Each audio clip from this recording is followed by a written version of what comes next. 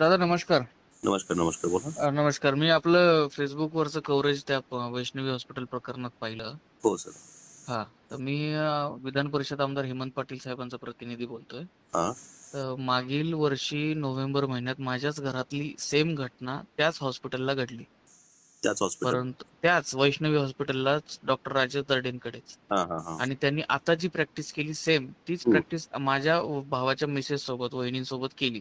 हं, हं, हं, हं. तर पेशंटला आता आमच्या निदर्शनास अशी गोष्ट आली होती की हं. ती त्यांनी त्यांच्या मेडिकल कमिटीच्या समोर मिटवली असावी. तर ते डॉक्टर पेशंटचा डिलिव्हरीला सीझर करण्यासाठी प्रेशर करतात हं, हं, हं. आणि नॉर्मल डिलिव्हरी तर होऊच देणार नाही. हं. 100% सगळ्या पेशंटचे तुम्ही जर त्यांचा हॉस्पिटलचा रेकॉर्ड तपासला तर सगळे सीझर होतात. सीझरच होता. हं. हा, सगळे सीझर होतात. हं, हं. आणि दुसरं डॉक्टर काय करतात, हं. पेशंटचं बाळ बाहेर आलं की हं. डॉक्टर सरळ नाळ सुद्धा न तोडता बाहेर निघून जातात. हां. नाळ सुद्धा तो डॉक्टर तोडत नाही, हां. हाताखालच्या कर्मचाऱ्यांना तोडायला लावतो. हां, हां, हां. म्हणजे इव्हन आम्ही डोळ्यांनी एवढं पाहिलेलं आहे. आम्ही हं. पोलिसांना सुद्धा आता या गोष्टी सांगितल्या. हं. मी आदरणीय मंगेश चव्हाण साहेब ॲडिशनल एसपी हं, हं, हं. त्यांना सुद्धा तेव्हा येऊन भेटून ह्या सगळ्या गोष्टी निदर्शनास आणून दिल्या होत्या. हं, हं. पण कसं आहे, पोलिसांचे सुद्धा हात बांधून ठेवलेले आहेत. कारण अशी जर घटना हॉस्पिटलला घडली हं. तर मेडिकल कमिटीच्या कमिटी अहवालावरच गुन्हा दाखल होतो. आणि मेडिकल आणि हे कमिटी त्यांचीच असते. मेडिकल कमिटी त्यांचीच आहे. हो ना, हो ना. ते आता त्यांनी ह्या सगळ्या गोष्टी मॅनेज केल्या. मला सांगा, ऑपरेशन करून आल्याच्या नंतर डॉक्टरांच्या हाताला थोडंसं तरी त्याच्या हँड ग्लोव्हजला रक्त लागलेलं असतं. असतं ना. या डॉक्टरचे हात मी डोळ्याने स्वतः पाहिलेत. हं. स्पष्टपणे पांढरे शुभ्र होते. हं, हं, हं. हाताला कुठेही रक्त लागलेलं नव्हतं. म्हणजे याने पेशंटला हात सुद्धा लावलेला नाही. हां, हां, हां. आणि हा बाहेर गेल्याच्या नंतर 1 तासानंतर आम्हाला मध्ये जरा धावपळ जाणवली. 1 तासानंतर डॉक्टर खालून ओपीडी करून वरती आले. हां. खाली ओपीडीलाच तो मरतो. हं, हं, हं. ओपीडी साठीच तो प्रयत्न करतो. हं, हं. ओपीडी करून तो पळत वरती गेला, कारण तोपर्यंत अर्धा तास स्ट्रोक येऊन गेलेला होता. हां, हां, हां. आणि आमच्या निदर्शनास असं आलं, आता अहवाल तर देऊ शकत नाही. आता आमच्या केसमध्ये काय झालं, हं. पेशंट यांच्याकडे स्ट्रोक आला, हं. कवठाळेला ऍडमिट केला. मग त्यांनी हे पण कवठाळेला कवठाळ्यालाच केलं होतं. Correct, correct. हं, हं. कवठाळेलाच ऍडमिट केला. हं. कवठाळे पण ह्यांचेच हं. मिलीभगत आहे. हं, हं, हं. कवठाळेंनी ऐन टाइमला आमच्याकडनं हात वर केले हं. की पेशंटची आता इथे ट्रीटमेंट होऊ शकत नाही, तुम्ही घरी घेऊन जावा. हं, हं, हं. परंतु मी नांदेडला ऋतुराज जाधव साहेबांशी बोललो, हं. यशोसाई हॉस्पिटलला. हं. अपेक्षा हॉस्पिटलचे डॉक्टर सोमेश्वर पतंगे साहेब आहेत, आमचे इतर हं. रिलेशन आहेत. हं, तर हं. त्या यांच्याशी बोलल्यावर यांनी सांगितलं की बाबा, तू तिथून पेशंट जरी हलवला तर पेशंट पेशंट बाहेर मरावा हं. रस्त्यावर, आणि यांच्यावर नाव येऊ नये, येऊ नये. हां. अशी यांची परिस्थिती असते हं. या सिच्युएशनला. हं, हं, हं. आणि मग मी आमचे आमदार आमदार हेमंत पाटील साहेबांना बोलल्यावर त्यांनी एकनाथ शिंदे साहेबांशी संपर्क साधला. हं. ऐन दिवाळीमध्ये साहेब. हं, हं, हं. आणि ऐन लक्ष्मीपूजनाच्या दिवशी मी माझा पेशंट हं. तिथनं त्यांनी मला माधव भट साहेबांचा नंबर दिला, जे मंगेशकर हॉस्पिटलला डायरेक्टर आहेत. हो, हो. हं. त्यांच्याकडे आम्ही पेशंट ऍडमिट केला. हां. तर जाताना मला एवढी शाश्वती नव्हती की माझा पेशंट तिथपर्यंत पोहोचेल. हां, हां, हां.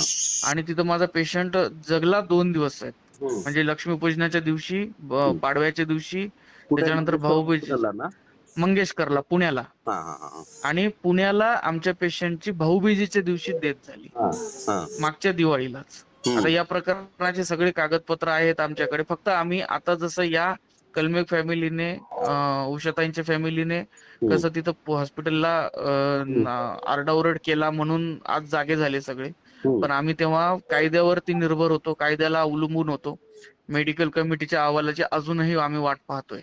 अजून अहवाल आला नाही का 1 वर्ष झालं? अजून अहवाल आलेला नाही. व्हिसेरा मी एवढं केलं की पेशंट आमचा तिथं मंगेशकरला दगावल्याच्या नंतर आम्ही ऑन कॅमेरा पीएमची मागणी केली. हं. ससूनला नेऊन ऑन कॅमेरा पीएम केला. हं, हं. ऑन कॅमेरा पीएमचे सगळे रेकॉर्ड्स, त्याचा पेन ड्राईव्ह हं. आणि आमच्या पेशंटचे सगळे व्हिसेरा, हं, हं, जे हं. काही बॉडीचे पार्ट्स आहेत, हं. सगळे नांदेड फॉरेन्सिकला पोलिसांथ्रू आले. हं. नांदेड फॉरेन्सिक आम्ही जमा केल्या. हं. नांदेडच्या जिल्हा शल्य चिकित्सक पेरके साहेबांना सुद्धा मी जाऊन स्वतः विनंती केली, हं, हं. साहेब या प्रकरणामध्ये तुम्ही थोडंसं लक्ष घाला.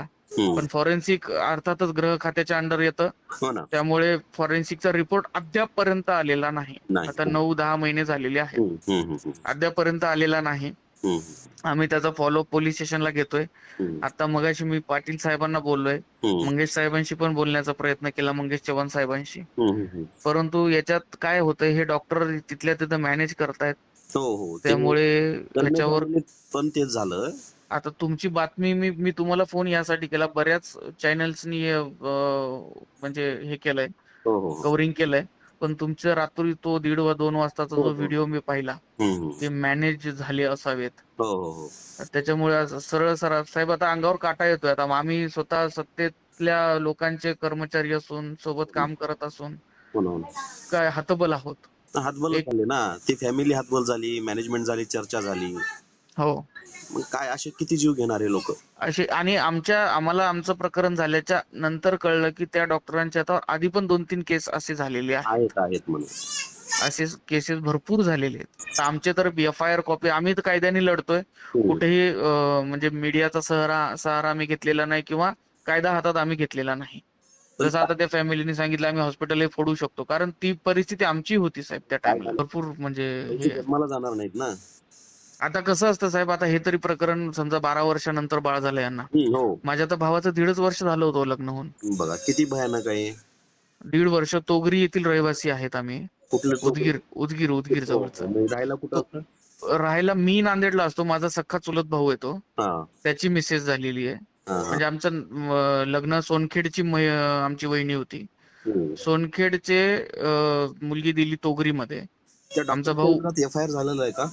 झालेला आहे. फक्त त्यांनी सांगितलं की आम्हाला गुन्हा नोंद करता येत नाही. ईडी दाखल झालेली आहे साहेब. ईडी झालेले का. ईडी झालेली आहे. हा हा हा हा. ईडी दाखल झाली आहे. मुलीच्या आईचा बयान घेतलाय, वडिलांचा बयान घेतलाय, भावाचा घेतलाय, हम्म, नवऱ्याचा घेतलाय, दीर म्हणून माझा घेतलेला आहे.